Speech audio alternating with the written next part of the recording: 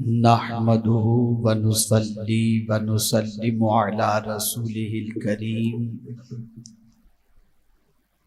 अम्मा बाद फ़अऊज़ु बिल्लाहि मिनश शैतानिर रजीम बिस्मिल्लाहिर रहमानिर रहीम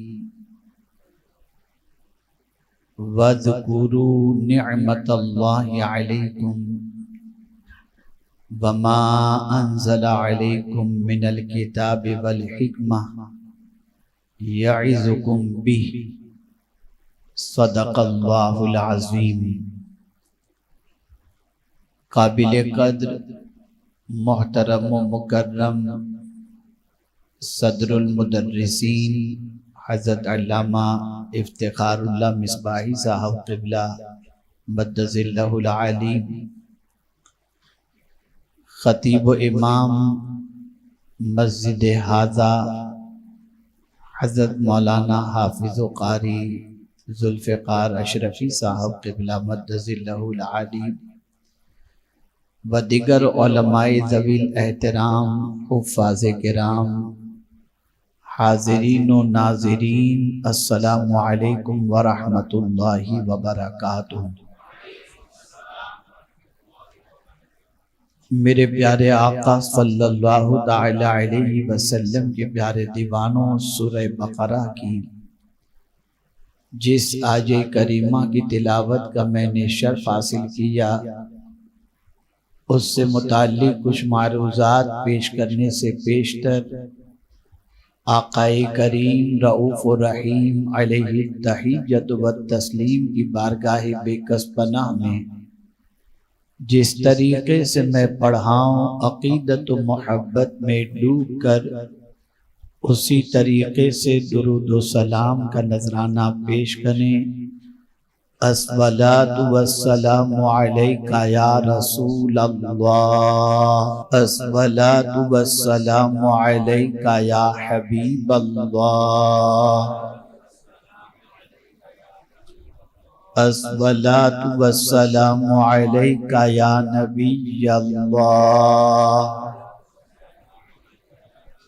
अस्सलातु वस्सलामु अलैका या नूर अल्लाह व अला आलिका व अस्हाबिका या हबीब अल्लाह, सल्लल्लाहु तआला अलैका वसल्लम। मैं अकेला ही चला था जानिबे मंजिल, मगर लोग साथ आते गए, कारवां बनता गया। अल्हम्दुलिल्लाह, इस मस्जिद में दारुल उलूम फैज़ान गरीब नवाज के क़याम के बाद से लेकर अभी तक जिस तरीके से मस्जिद के ट्रस्टी हजरात का ताउन, इमाम साहब का ताउन, लोगों का ताउन रहा, इससे ये महसूस होता है कि इंशाअल्लाहुल अज़ीम मुस्तक़बिल में अल्लाह ने चाहा तो यहाँ से आज जितने हुफ़्फ़ाज़ निकल रहे हैं, उससे बड़ी जमात हाफिज़ों की यहाँ से निकलेगी। एक दौर था कि एक इदारे के लिए हम सोचते थे तो पसीना पसीना हो जाते थे, लेकिन परवरदिगार जल्ल जलालहू ने लोगों के दिलों को तहरीक की तरफ इस तरह से माइल फरमा दिया कि कारे तहरीक को देख करके लोग जुड़ते गए और आज देखते देखते सरकार सल्लल्लाहु अलैहि वसल्लम की नाले ने पाक के सदको तुफैल कमोबेश 55 दारुल उलूम हिंदुस्तान की सरजमीन पर तहरीकें मौजूद हैं, जहाँ से हुफ़्फ़ाज़ भी निकलते हैं, उलमा भी निकलते हैं, मुफ्तियान किराम भी निकलते हैं और कुर्रा भी निकलते हैं। दुआ करें अल्लाह नजर बद से इसकी हिफाजत फरमाए और हम सब से वो काम ले जिससे अल्लाह भी राजी हो और उसके रसूल सल्लल्लाहु अलैहि वसल्लम भी राज़ी हैं। मैं आप सबकी तवज्जो को थोड़ी देर के लिए मेरी तरफ चाहूंगा, इसलिए कि बसा औकात तवज्जो के बट जाने से मजमून भी जहन से ओझल हो जाता है और जो कुछ इंसान कहना चाहता है वो कह नहीं पाता। आज मुझे आपको ये बताना है कि अल्लाह अज़्ज़ व जल्ल के हम पर बहुत सारे यूं तो एहसानात हैं ही, लेकिन उन एहसानात में से मैं चंद एहसानात का तज़किरा आपकी समाअतों के हवाले करूंगा। जहां रब्बे कदीर जल्ल जलालहू के एहसानात हम पर हैं, तो होना तो ये चाहिए था कि अल्लाह के एहसानात की कद्र करें, लेकिन एहसानात की कद्र की बजाय हम नाकदरी के ज्यादा शिकार हो गए। और नाकदरी भी इस तरीके से करते हैं कि गोया हमारे नजदीक ये अल्लाह की कोई बड़ी नेमत है ही नहीं। अल्लाह अपना एहसान याद दिला रहा है और उसे हक है कि वो अपना एहसान याद दिलाए। उसने एक एहसान कुरान की शक्ल में हमें दे करके याद दिलाया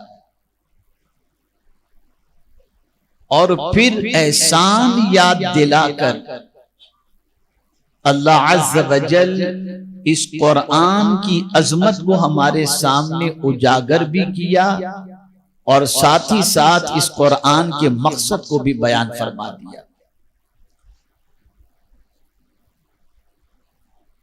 अल्लाह अज़्ज़ व जल इरशाद फरमाता है, वज़कुरू निअमतल्लाहि अलैकुम, और अल्लाह के एहसान को याद करो। किस एहसान को याद करने के लिए अल्लाह फरमा रहा है? तो फरमाया, वमा अंज़ला अलैकुम मिनल किताबि वल हिक्मा, तुम पर अल्लाह अज़्ज़ व जल्ल ने किताबो हिकमत नाजिल फरमाई। यानी अल्लाह के उस एहसान को याद करो कि उसने इतनी अजमत वाली किताब तुम्हें अता फरमाई।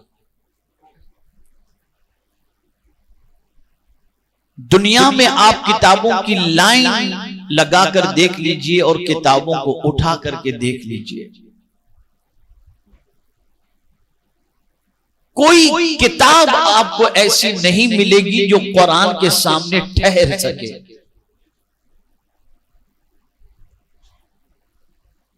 ये ऐसी किताब है कि मेरे प्यारे आका सल्लल्लाहु अलैहि वसल्लम के प्यारे दीवानों, इसे थामने वाले को ये किताब बुलंदी पर ले जाती है और छोड़ने वाले को ये किताब ज़वाल की तरफ ले जाती है।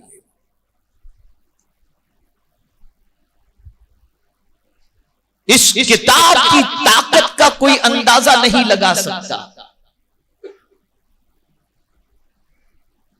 यूं तो अल्लाह अज़्ज़ व जल्ल ने अपनी और भी किताबें नाजिल फरमाई, लेकिन कुरान जैसी कोई किताब अल्लाह ने नाजिल नहीं फरमाई।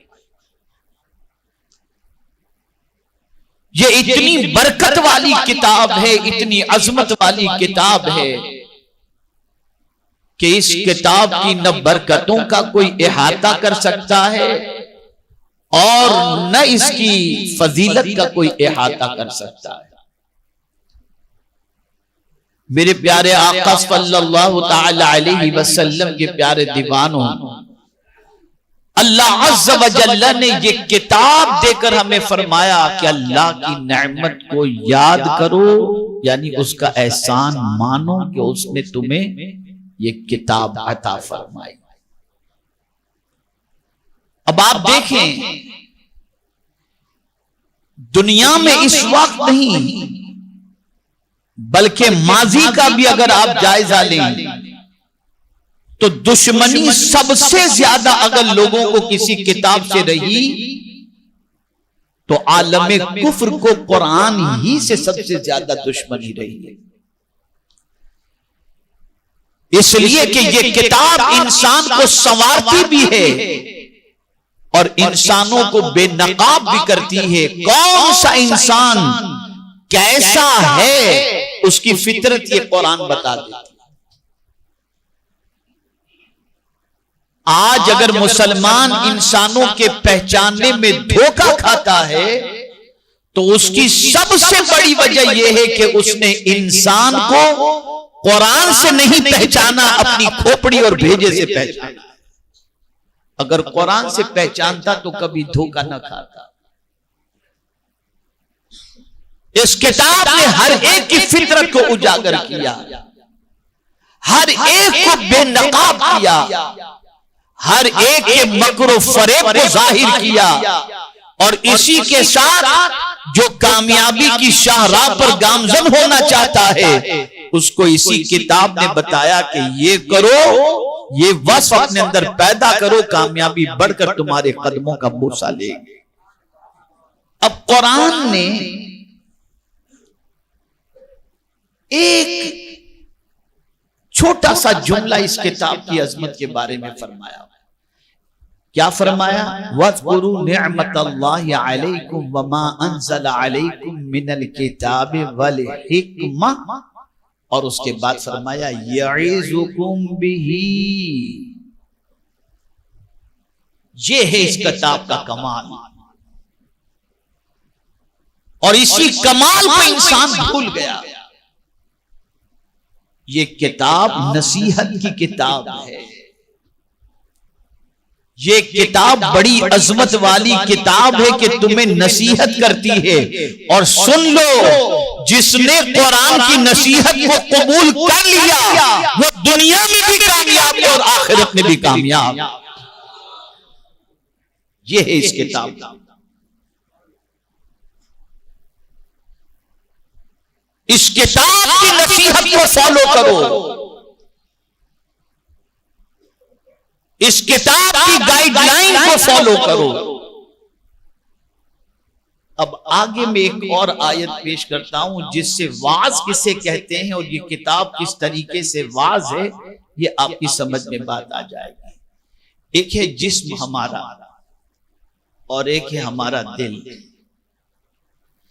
जिस्म भी बीमार होता है और दिल भी बीमार होता है, लेकिन दिल का बीमार होना पूरे जिस्म की बीमारी से ज्यादा खतरनाक है,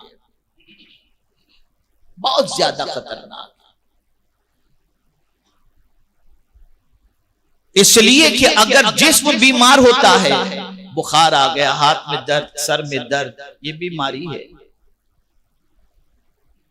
तो इस बीमारी से ये होता है कि चीजें अच्छी नहीं लगती। तवज्जो चाहूं, बुखार है, खाना अच्छा नहीं लगता। पेट में दर्द है, खाना अच्छा नहीं लगता। सर में दर्द है, बात अच्छी नहीं लगती। तो जिस्म अगर बीमार होता है तो आप किसी भी तबीब के पास जाकर अपने जिस्म का इलाज करवा सकते हैं। लेकिन कुछ बीमारियां ऐसी हैं कि 1000 तरह की ये दुनिया कर ले, फिर भी उसके पास कयामत तक उस बीमारी का इलाज नहीं कर सकता। ये बात अपनी जगह पर मुसल्लम है कि हार्ट बाईपास का ऑपरेशन करके दिल की रगों को और ब्लॉक नसों को आदमी खुलवा कर खून का सर्कुलेशन जो है वो कंटिन्यूज करवा सकता है। ये तो पॉसिबल है। दिल की धड़कनों के हवाले से और दिल के ब्लॉकेज के हवाले से तो ट्रीटमेंट हो सकता है, लेकिन दिल की और बहुत सारी बीमारियां ऐसी हैं जिसका इलाज कुरान और साहिब कुरान के अलावा किसी के पास है ही नहीं। और न क़यामत तक कोई डॉक्टर उसका ट्रीटमेंट कर सकता है। ये ट्रीटमेंट सिर्फ कुरान करता है, ये इलाज सिर्फ कुरान करता है। वो बीमारी कौन सी है? मुझे याद है कि अमेरिका में न्यू जर्सी के अंदर मेरा प्रोग्राम कुछ दानिश्वरों के दरमियान था, तो मुझे टॉपिक दिया गया था कि मॉडर्न दौर के अंदर भी क्या तालीमात नबवी पर अमल करना जरूरी है। यानी दुनिया इतनी तरक्की कर गई और 1450 साल पुरानी तालीम क्या आज इफेक्टिबल है, इफेक्टिव है? क्या जरूरत है आज उस तालीम की? तो मैंने कहा जहां तक पुरानी चीज की बात है कि बहुत पुरानी बात है, तो ऐसी तो दुनिया में बहुत सारी पुरानी चीजें हैं जिसके इलाज के बगैर और जिसके इस्तेमाल के बगैर इंसान रह ही नहीं सकता। मिसाल के तौर पर मैं आपको बताऊं, जमाना आज का नहीं, लाखों साल जमाने को हो गए, हजारों साल हो गए, लेकिन आज भी प्यास बुझाने के लिए कोई और चीज नहीं, पानी ही इस्तेमाल किया जाता है। ऑल्टरनेट हजार शरबत बन जाएं, लेकिन प्यास बुझेगी तो पानी से। लेकिन 1450 साल के बाद आप कहते हैं कि क्या आज के दौर में भी तालीमात नबवी की जरूरत है? तो मैं कहा बिल्कुल जरूरत है। इसलिए कि कुछ बीमारियां ऐसी हैं जिसका इलाज कुरान और हदीस के अलावा कोई कर ही नहीं सकता। चले जाइए किसी डॉक्टर के पास, चले जाइए और उससे कहिए मुझे गुस्सा बहुत आता है, कोई टैबलेट हो तो दे दो। तो डॉक्टर टैबलेट देगा तो किस चीज की टैबलेट देगा? ब्लड प्रेशर कंट्रोल में रहे, नींद आ जाए, चिड़चिड़ापन ये खत्म हो जाए, लेकिन गुस्से पे कंट्रोल नहीं कर सकता, ये बीमारी नहीं जा सकती।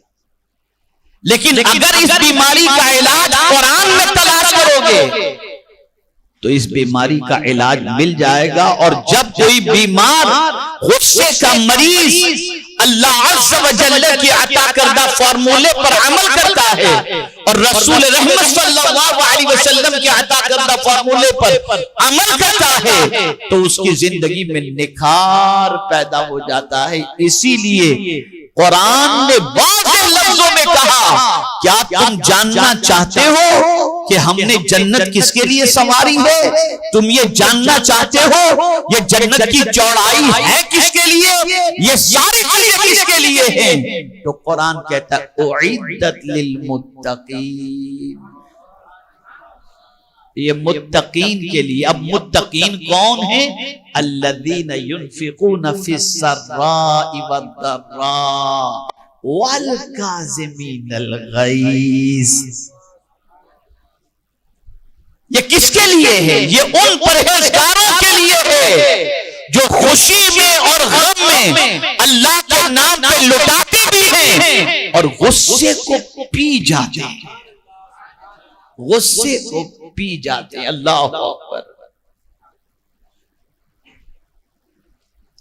और हुजूर सल्लल्लाहु अलैहि वसल्लम ने इरशाद फरमाया, हक पर रहते हुए, अल्लाह अकबर, हक पर रहते हुए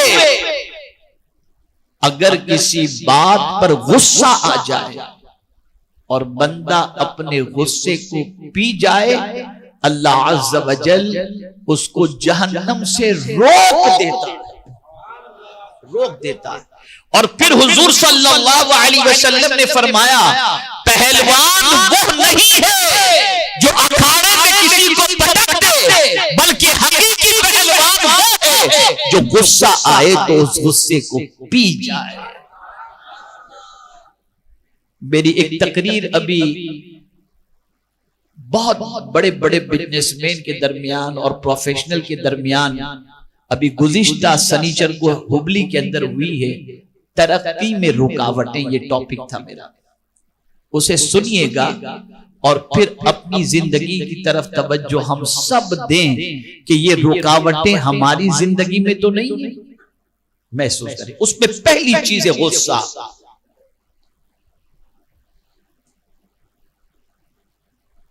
ऐ रसूल आज़म सल्लल्लाहु ताला अलैहि वसल्लम के दीवानों, हजार डॉक्टर कोशिश कर ले, उसके पास इसका कोई ट्रीटमेंट नहीं है। और आगे बढ़े, कोई कहे मेरे दिल में फला के लिए जेलसी है, हसद है, डॉक्टर साहब कोई टेबलेट हो तो दो, मेरे दिल से हसद निकल जाए। नहीं है किसी डॉक्टर।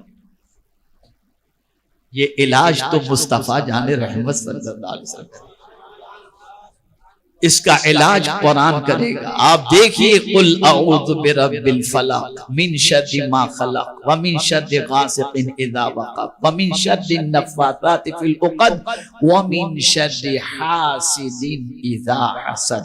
अब हुजूर सल्लल्लाहु अलैहि वसल्लम इरशाद फरमाते हैं, हसद नेकियों को इस तरीके से खा जाता है जैसे आग लकड़ी को खा जाती है।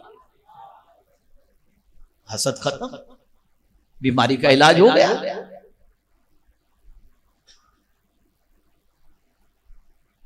तो ऐसी बहुत सारी बीमारियां हैं जो दिल के अंदर पनपती हैं, चाहे वो कुफ्र की शक्ल में हो, चाहे शिर्क की शक्ल में हो, चाहे निफाक की शक्ल में हो, चाहे हसद की शक्ल में हो, चाहे कीने की शक्ल में हो, चाहे बुग़्ज़ की शक्ल में हो, चाहे कपट की शक्ल में हो, चाहे तकब्बुर की शक्ल में हो। इन सारी चीजों का इलाज दुनिया की किसी किताब में नहीं मिल सकता। इसका इलाज मिलेगा तो अल्लाह की किताब में मिलेगा और अल्लाह के रसूल सल्लल्लाहु अलैहि वसल्लम की तालीमात में मिलेगा।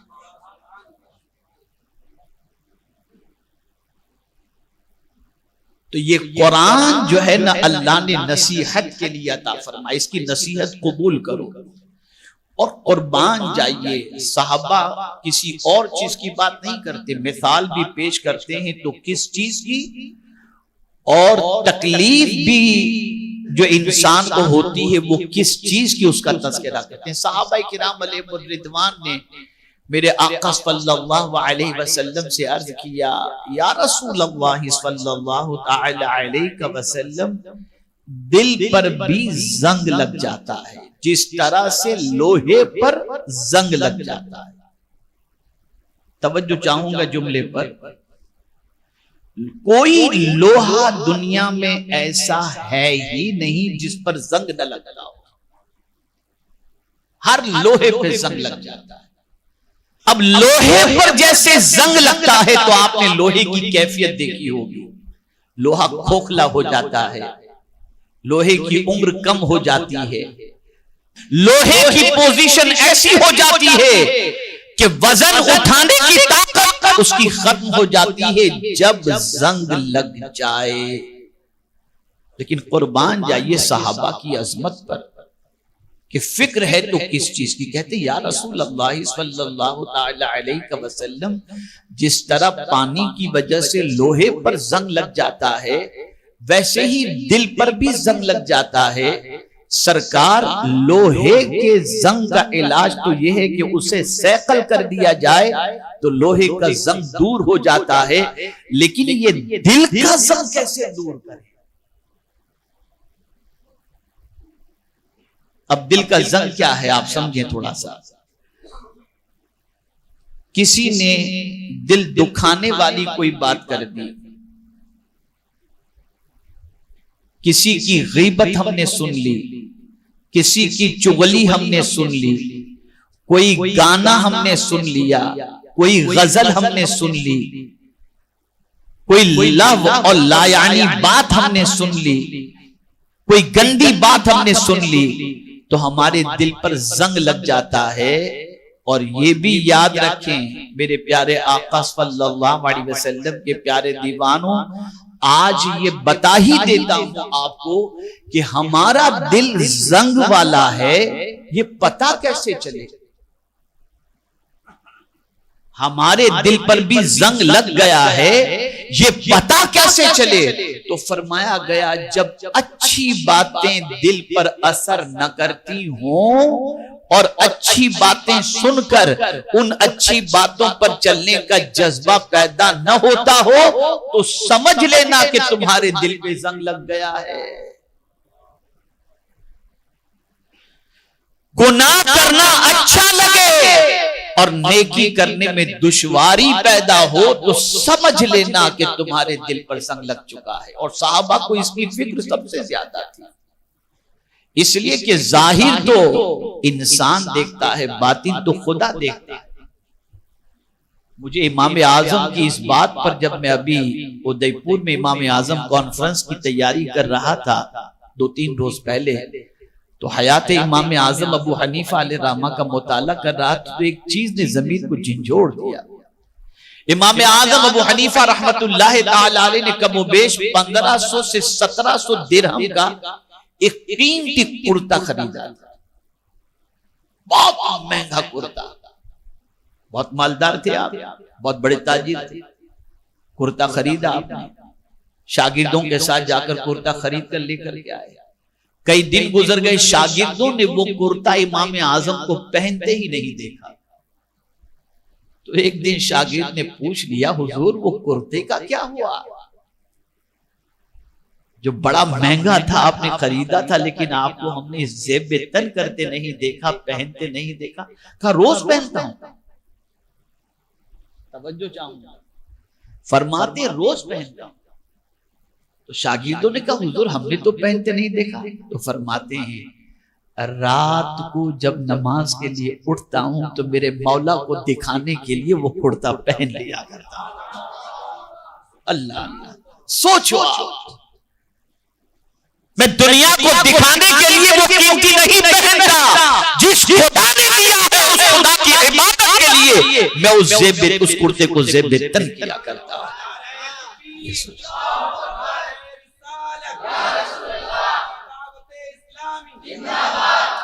तो ए रसूल आज़म सल्लल्लाहु तआला अलैहि वसल्लम के प्यारे दीवानों, उन लोगों का कपड़ा ही कीमती नहीं था, उनका दिल भी बड़ा कीमती था, बड़ा कीमती।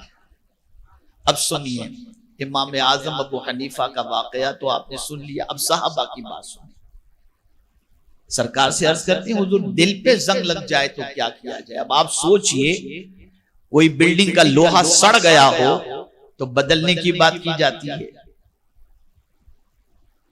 फिर पता नहीं दूसरे लोहे का सपोर्ट देने की बात की जाती है। अब दिल जैसी कीमती चीज अगर जंग आलूद हो जाए तो उसकी सफाई का तरीका क्या है?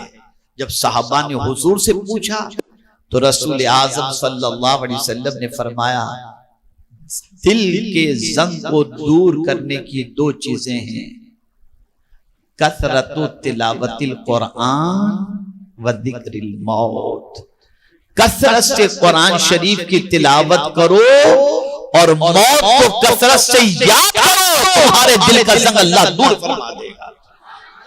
यानी कुरान इतनी ताकतवर किताब है कि दिलों के जंग को ये किताब मिटा दिया करती है, दूर कर दिया करती है। इसी को कुरान ने खुद मेंशन किया है, इस किताब की इस अजमत को। और सिर्फ ये नहीं कि मुसलमानों को इससे फायदा पहुंचता है, दूसरों को भी फायदा पहुंचता है। जैसा कि मैंने खुतबे मसनूना के बाद आयत की तिलावत की जिसमें अल्लाह ने फरमाया यइज़ुकुम बिही, ताकि तुम इससे नसीहत हासिल करो। ये अल्लाह का तुम पर बहुत बड़ा एहसान है कि उसने तुमको कुरान जैसी अजीम नेमत अता फरमाई ताकि इस किताब से तुम नसीहत हासिल करो। और एक मकाम पर तो वाज़ेह लफ्ज़ों के अंदर इसे नसीहत फरमा दिया, या अय्युहन्नास क़द जाअतकुम मौइज़तुम मिर रब्बिकुम वशिफ़ाउल लिमा फ़िस सुदूर। अल्लाह अल्लाह, यहां दिल की ही बात कुरान ने कही। ऐ लोगों, तुम्हारे पास अल्लाह की तरफ से नसीहत आ गई। अब नसीहत किसको कहते हैं, थोड़ा सा इसको भी समझ ले। आप कभी कभी जलसा होता है तो कहते हैं मैं वाज के प्रोग्राम, वाज कहते किसे? आला हजरत ने इसको बहुत अच्छी तरीके से वजाहत फरमाई है। वाज जो दिलों को नर्म कर दे और हक की तरफ माइल कर दे और बुराई से उसके रिश्ते को तोड़ दे, इसे कहते हैं वाज। और ये किताब इतनी बड़ी नसीहत की किताब है और इतनी बड़ी वाइज है ये किताब, इतनी बड़ी कि इस किताब के जरिए कुफ्र का इलाज भी हुआ, शिर्क का भी इलाज हुआ, और इसका असर सिर्फ इंसानों पर नहीं, अल्लाह ने जिन पर भी इस किताब का असर अता फरमाया। इसीलिए आका करीम सल्लल्लाहु अलैहि वसल्लम एक जगह कुरान की तिलावत कर रहे थे, जिन्होंने वो कुरान सुन लिया और कुरान सुनकर वो जिन मुसलमान हुए। इसको कुरान ने कहा, इन्ना समिअना कुरानन अजबा यहदी इला रुश्द फआमन्ना बिही वलन नुश्रिक बिरब्बिना अहदा, कि जिन्होंने जाकर के अपने लोगों से अपने साथियों से, अपने लोगों से उन्होंने कहा, हमने आज सुना है एक कुरान जो बड़ा अजीब कुरान है, बड़ी अजीब किताब है, और इस किताब को सुनकर हम ईमान ले आए और आज के बाद हम किसी की इबादत नहीं करेंगे सिवाय खुदा। ये है इस किताब का असर, ये दिल को बदल देती है ये किताब, ये दिलों की जिंदगी में तब्दीलियां पैदा करती है ये किताब। ये अल्लाह की बहुत बड़ी नेमत है कि उसने हमें ये किताब अता फरमाई। लेकिन शोमी ये किस्मत कि जिस तरह हमने और नेमतों की कद्र नहीं की, इस तरह से इस किताब की भी हमने कोई कद्र नहीं। इस किताब की नसीहत को कबूल करने के लिए कोई तैयार ही नहीं है इल्ला माशाअल्लाह। कितनी अजमत वाली किताब है, कितनी अजमत वाली किताब है। आप जरा सोचो, दिल बैठता है ना, कभी कभी कोई चीज ऐसी हो जाती है, कोई बात ऐसी हो जाती है, कोई गम की खबर आ जाती है, इंतकाल की खबर आ जाती है, नुकसानी की खबर आ जाती है, कोई तबाही की खबर आ जाती है, तो दिल बैठ जाता है, बड़ा गमगीन हो जाता है दिल। कुरान कहता है ये दिल की बीमारियों के लिए शिफा, इलाज नहीं फरमाया, ये भी बड़े कर्म की बात है। इलाज और शिफा में फर्क। इलाज का मामला ये होता है कि उससे शिफा होती भी है और नहीं भी होती। आप किसी डॉक्टर के पास गए, डॉक्टर ने दवाई आपको दे दी, अब आप उस दवाई का इस्तेमाल करें तो हो सकता है रिएक्शन भी हो जाए, हो सकता है इफाका भी ना हो, और आप दूसरे दिन डॉक्टर के पास, तीसरे दिन जाकर के डॉक्टर साहब दवाई से कोई फर्क नहीं पड़ा, बल्कि जो है इससे बीमारी और बढ़ गई, तबीयत में और खराबी पैदा हो गई, फौरन उसने नुस्खा चेंज कर दिया। लेकिन शिफा जब कह दिया जाए तो ये इलाज की बात नहीं, वो 100% शिफा ही है, दुरुस्त हो ही जाना है। कुरान तेरी अजमतों पर कुर्बान कि तूने इस किताब को इलाज नहीं बल्कि अल्लाह की इस किताब के बारे में अल्लाह फरमाता है, शिफा लिमा फी सुदूर, ये तुम्हारे दिल के लिए शिफा है। दिल का कोई भी मर्ज हो, ये किताब तुम्हारे दिल के मर्ज को दूर कर देगी, तुम्हें शिफा नसीब हो करके रहेगी। और मुझे हुजूर की ये दुआ भी याद है कि सरकार सल्लल्लाहु अलैहि वसल्लम इसी किताब के हवाले से फरमाते हैं, अल्लाहुम्मा जअलिल कुरान रबिअ क़ल्बी, ए अल्लाह इस कुरान को मेरे दिल की बहार बना दे, बहार बना दे। ये मुरझाए हुए दिल को खिला देती है ये किताब, ये पजमुर्दा दिल के अंदर हौसला अता कर देती है ये किताब। यही वजह है कि मैदान जंग हो या मैदान अमन, साहबा का इस कुरान से ताकत हासिल करना साबित है और इस किताब की तिलावत करना साबित है। बड़ी अजीम किताब है ये।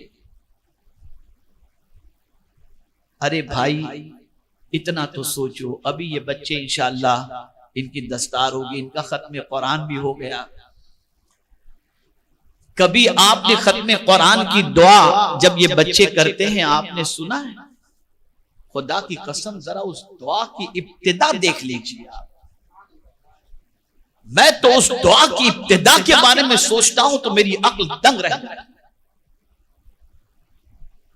हमने और आपने सबने इस दुनिया से जाना है, कोई यहां परमानेंट नहीं रहने वाला, कोई आबे हयात पी करके नहीं आया।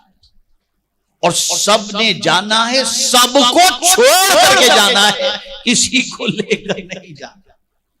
यहाँ अकेले नहीं रह सकते, दिल बहलाने के लिए कोई चीज कोई चाहिए, कहीं सफर करना है तो कोई चाहिए, कहीं होटल में खाने जाना है तो कोई चाहिए, हर जगह कोई ना कोई साथी चाहिए, एक इंसान की फितरत है। और अगर शादीशुदा है, घर में अकेला रह नहीं पाता, अगर बीवी मैके चली गई तो दोस्तों में पूरी रात गुजार देता है, घर में दिल ही नहीं लगता उसका। होता है, कोई ना कोई चाहिए। लेकिन कभी हमने सोचा कि कोई भी तो हमारे साथ कब्र में नहीं आएगा, कोई भी तो नहीं आएगा। हजार बीवी कहती हो मैं आप पर अपनी जान कुर्बान कर दूंगी, लेकिन शौहर कुर्बान हो गया, मर गया बेचारा, तो कहेगी ले जाओ दफन कर दो। कब्र के अंदर कोई जाने को तैयार नहीं। बेटा अपने बच्चे, बाप अपने बेटे से, बेटा अपने बाप से हजार मोहब्बत करने के बावजूद वो कब्र के अंदर अपने बाप के साथ नहीं जाएगा।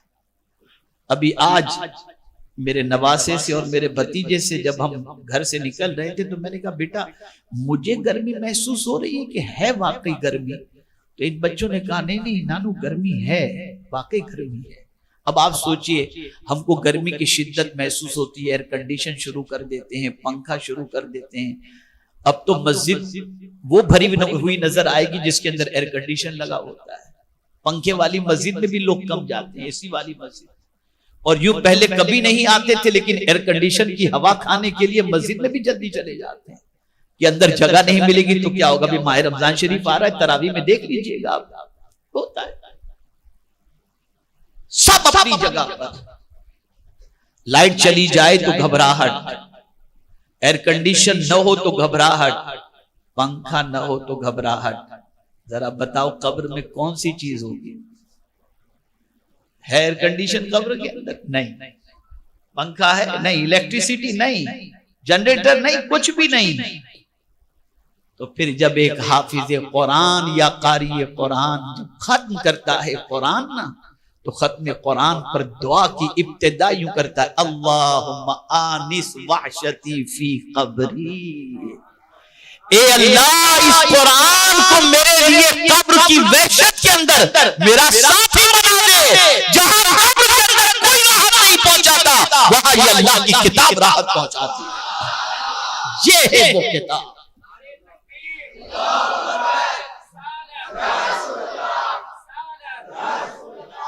ये है वो किताब जहां कोई साथ नहीं देता, वहां ये किताब साथ देती। और फिर साथ नहीं देती, दिल बहलाती है ये किताब, गम को दूर करती है ये किताब, परेशानियों को दूर करती है ये किताब, घबराहट को दूर करती है ये किताब। अरे जब ये किताब कब्र की घबराहट को दूर कर सकती है तो जमीन के ऊपर की भी हर घबराहट को ये किताब दूर कर सकती है, कर सकती है, कर सकती है। इससे नसीहत हासिल करो, इसको विर्दे ज़बां बना लो। और इसीलिए इसके अंदर ये भी दुआ आती है, अल्लाहुम्मा रज़ुक़नी तिलावतल कुरान आना अल-लैली व आना अन-नहार। अल्लाहु अकबर। दिनों रात इस किताब की तिलावत हमारी आदत बना दे मेरे करीम। ये इंसान दुआ करता है। तो ये बड़ी अजमत वाली किताब है और ये अल्लाह का बहुत बड़ा एहसान है कि उसने हमें ये किताब अता फरमाई। मुझे अल्लाह के दूसरे एहसानात भी बताने थे, लेकिन मैं इसी एक एहसान पर, चूंकि कुरान से मुझे शगफ अल्लाह ने बहुत ज्यादा अता किया है और मेरी तबीयत कुरान की तरफ बहुत ज्यादा माइल रहती है। अभी आते हुए सफर के अंदर मैं एक सूरह इखलास की तफसीर के बारे में देख रहा था, तो सिद्दीक अकबर ने सूरह इखलास की तफसीर जो डॉक्टर इकबाल को सुनाई थी ख्वाब के अंदर, उस तफसीर की कुछ झलक मैंने पढ़ी तो मेरे रोंगटे खड़े हो गए।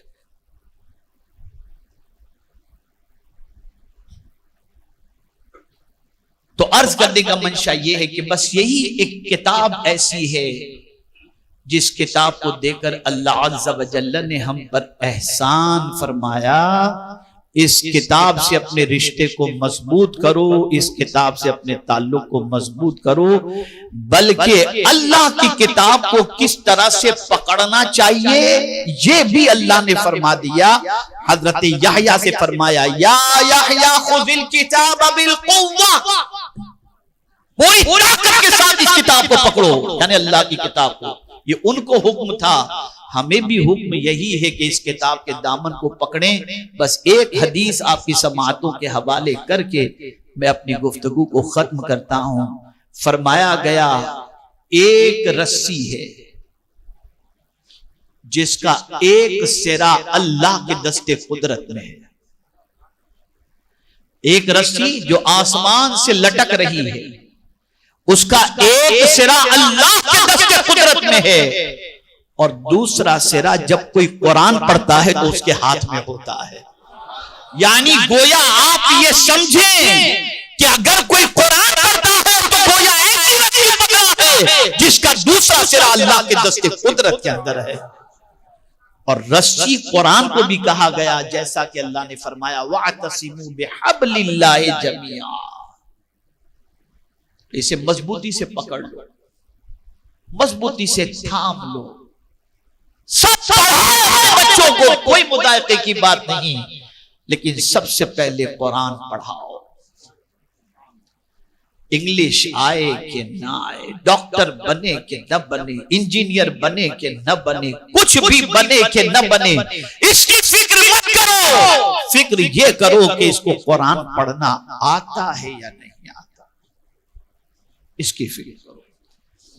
और जिसने अपना ओढ़ना बिछोना कुरान ही बना लिया, तो फिर परवरदिगार जल्ल जलालहू उस बंदे को दोनों जहां में इज्जत और सरबुलंदी अता करता है। आज हम लोग हैं, ये मसरूफियत वो मसरूफियत, कुरान नहीं खोल पाए, नहीं देख पाए, पता नहीं हम लोग क्या क्या उधर पेश करते हैं। ना आलिम है, ना अल्लामा है, ना फहामा है, कुछ भी नहीं, 0 सन्नाटा, कुछ भी नहीं, लेकिन हम नहीं खोलते कुरान। लेकिन जिनके हम मुक़ल्लिद हैं, इमाम आज़म, जिनको अल्लाह ने इतनी फकाहत अता फरमाई थी और इतना ज़हन अता फरमाया था जिसकी कोई इंतहा नहीं, उनको कुरान की तिलावत से कितनी दिलचस्पी थी आपको मालूम है?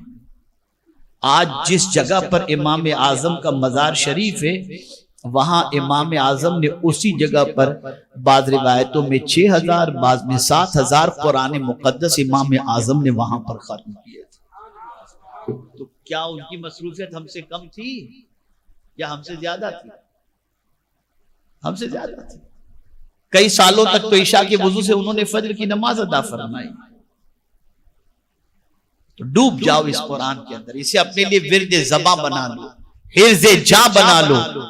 जब भी कोई गम तुम्हारे दरवाजे पर दस्तक दे, 2 चीजों से अपने गम का इलाज करो, वजू करो, 2 रकात पढ़ो, कुरान खोलो और पढ़ना शुरू करो, तुम्हारा गम अल्लाह दूर फरमा देगा, दूर फरमा देगा। इसलिए कि जो अल्लाह की बारगाह में सर झुका दे, अल्लाह उसे गमगीन नहीं रहने देता, और जो अल्लाह की किताब की तिलावत करे, अल्लाह उसके दिल के बोझ को हल्का कर दिया करता है। जब आप गमगीन हो और कोई आपको तसल्ली दे दे, बड़ा आदमी, आप फिक्र नहीं करें, हम आपके साथ हैं, तो दिल का बोझ हल्का हो जाता है। अरे खुदा से बढ़ करके भी किसी की बात हो सकती है। कुरान है क्या, वो खुदा ही की तो किताब है, वो तसल्ली देता है, कहता है तू घबरा नहीं, मैं तेरे साथ हूं। फिर इस किताब के जरिए बंदे को तसल्ली मिल जाया करती है। मैं बहुत बहुत मुबारकबाद पेश करता हूं इन फारिग होने वाले हुफ्फाज को भी, इनके असातिज़ा को भी, इदारे के ट्रस्टी हजरात को भी, और मोहल्ले के जुमला हजरात को भी, कि आज इन बच्चों ने अल्लाह की उस किताब को, जो बड़ी अजमत वाली किताब है, इन बच्चों ने अपने सीने में महफूज कर लिया, हिफ्ज़ की तकमील इन्होंने कर ली। और आज यकीन माने, इनके माँ बाप जितने खुश नहीं हो रहे होंगे, उससे ज्यादा हुजूर खुश हो रहे होंगे, अल्लाह अज़्ज़ व जल्ल खुश हो रहा होगा। अल्लाह ताला इसका सिला अता फरमाए और हम सबको कुरान से वाबस्तगी की तौफीक नसीब फरमाए।